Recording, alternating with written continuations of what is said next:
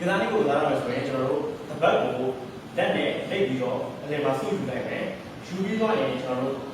ခဏကရှေ့ကိုကိုင်းလိုက်မယ်ပြီးရင်လက်ကိုဆက်မယ်အောက်ကိုဓာတ်တော်ဆွဲချပါမယ်လက်ကိုအဆက်မှာအားသိလုံးပဲနဲ့အောက်ကိုချတဲ့ဆွဲချတဲ့အချိန်မှာအားသုံးပြီးတော့ဆွဲချရမယ်